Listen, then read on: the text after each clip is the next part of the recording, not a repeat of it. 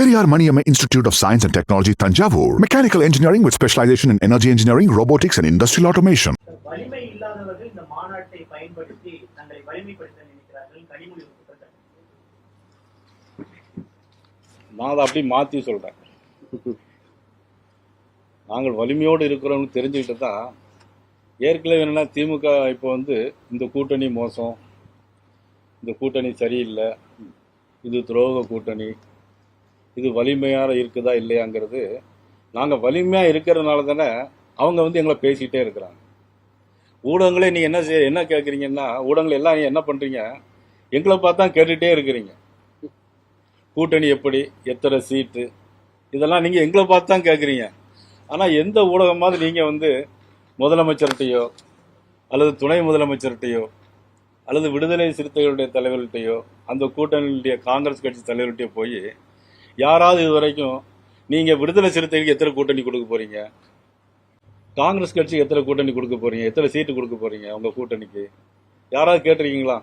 ஆனால் நீங்களே ஒப்புக்கொள்ளுறீங்க அப்படின்னா நாங்கள் தான் வலிமையான கூட்டணி, நாங்கள் ஆட்சிக்கு வருவோம்னு உங்களுக்குலாம் தெரிஞ்சிருக்கு. அதனால தான் எங்கள்கிட்டயே நீங்கள் கேட்டுகிட்டே இருக்கிறீங்க. நான் சொல்ல சரியாக இருக்குன்னு நினைக்கிறேன். ஸோ நீங்கள் யாராவது இதுவரைக்கும் ஒருத்தர் கூட போய் முதலமைச்சர்கிட்ட போய் கேட்கவே இல்லையே. ஏன் கேட்கலன்னு எனக்கு தெரியல. அப்படி தானே? அதில் விடுதலை சிறுத்தைகள் கூட அவங்களுக்கு மந்திரி சபையில் இடம் வேணுங்கிற ஒரு எண்ணம்லாம் அவங்களுக்கு இருக்குது. அவங்களுக்கு என்ன இருக்குது? காங்கிரஸ் கட்சியிலே நம்மெல்லாம் இவ்வளோ நம்மளால தானே இவங்க திமுக வர்றாங்க அப்படிங்கிற எண்ணம் அவங்களுக்கும் இருக்குது. நீங்கள் யாராவது இப்போ இனிமேலாவது போய் கேளுங்க, உங்கள் கூட்டணியில் நீங்கள் ஏற்கனவே ஸ்ட்ராங்காக இருக்கீங்கன்னு நினச்சிட்டு இருக்கீங்க, எத்தனை சீட்டு கொடுக்க போகிறீங்க, யாருக்கெல்லாம் மந்திரி பதவி கொடுக்க போகிறீங்க, இல்லை 96 வந்து நீங்கள் மைனாரிட்டியில் 2006 மைனாரிட்டி கவர்மெண்ட்டில் இருந்தீங்க, அப்போ நாங்கள் அதே மாதிரி வச்சுருந்தோம் அப்படின்னு ஏதாவது ஒரு பதிலை கேளுங்களேன். நீங்கள் எங்களை மட்டும் திருப்பி இது வரைக்கும் 60 நாளாக கேட்டுகிட்டே இருக்கிறீங்க. நீயோட 60 நாள் ஆயிடுச்சு. ஸோ இந்த கேள்வி அவங்க கேட்கும்போது உங்களெல்லாம் அன்போடு நான் கேட்டுருக்கிறேன்.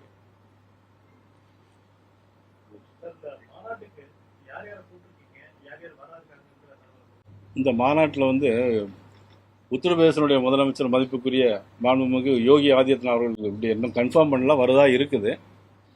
ஆந்திர துணை முதலமைச்சர் மதிப்புக்குரிய பவன் கல்யாணி அவர்கள் உறுதியாக வருகிறார்கள். நானும் மதிப்புக்குரிய அண்ணா சோகரெட்டி அவர்களும் அண்ணா சக்கரவர்த்தி அவர்களும் போய் அவங்கள அழைச்சிட்டு வந்திருக்கோம். அவங்க வந்து வரணும்னு ஒப்புக்கொண்டாங்க. இன்ஃபேக்ட் அவங்க 15ஆம் தேதியிலேருந்து அவங்களும் விரதம் இருக்கிறாங்க.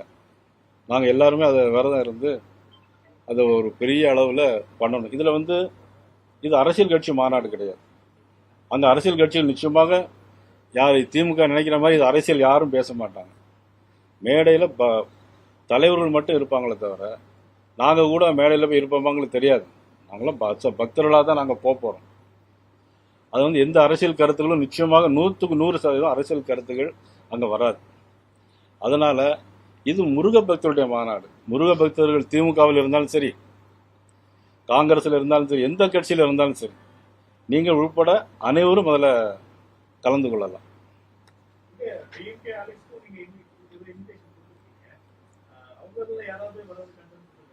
அது இதுவரைக்கும் ஒன்றும் தகவல் இல்லை. வரலாம். இது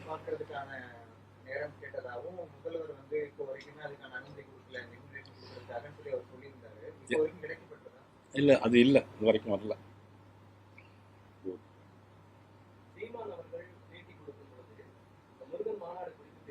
பாஜக வட மாநிலங்களில் ஜெய் ஸ்ரீராம்னு சொல்லி வாக்குக்காக தேர்தலுக்காக ஒரு பிரச்சாரம் முன்னெடுத்தாங்க. கேரளாவில் ஐயப்பனை வைத்து முன்னெடுத்தாங்க. இப்ப தமிழ்நாட்டில் முருகனை கையில் எடுத்திருக்காங்கன்னு ஒரு குற்றச்சாட்டு முன்வைக்கிறாங்க. குன்று இருக்கும் இடமெல்லாம் குமரக்கடவுள் இருப்பார். ஐவகை நிலங்களில் குறிஞ்சி நிலம் ஒன்று உங்களுக்கு தெரியும். குறிஞ்சி நில கடவுள் முருக கடவுள், தமிழ் கடவுள் முருக கடவுள். எல்லாருமே யார்கிட்ட கேட்டாலும் தமிழ் கடவுள் முருக கடவுள். தமிழ் கடவுளுக்கு தமிழ்நாட்டில் தானே பண்ண முடியும், இல்லைங்களா? அதனால தமிழ்நாட்டில் முருகருக்கு ஒரு விழா எடுப்போம். யார் சொல்றாங்க?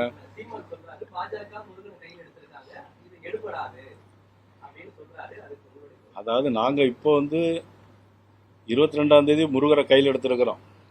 2026 தமிழ்நாட்டையே கையில் எடுப்போம். உடனே தேசிய ஜனநாயக கூட்டணி கையில் எடுப்போம்.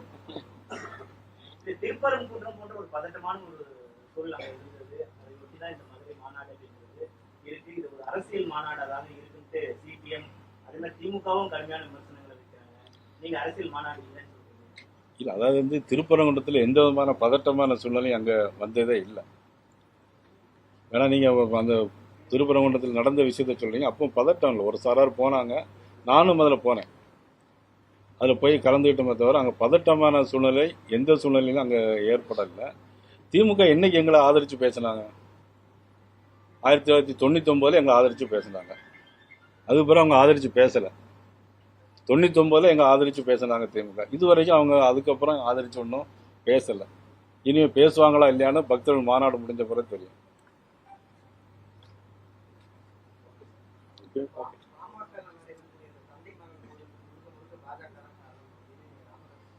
அது எப்படி நீங்க சொல்ல முடியும்? அது அவங்களுடைய உள்கட்சி பிரச்சனை, அது மட்டும் இல்ல அவங்களுடைய குடும்ப பிரச்சனை. அதை போய் நாங்க காரணம்னு சொல்றது எந்த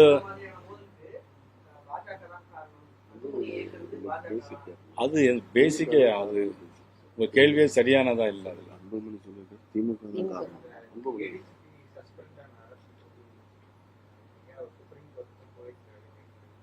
அது சுப்ரீம் கோர்ட் போயிருக்காரு, போயிட்டு வந்தப்பறம் அது. நன்றி, வணக்கம். கொஞ்சம் லேட்டாக வந்து மன்னிச்சுடுங்க எல்லாரும்.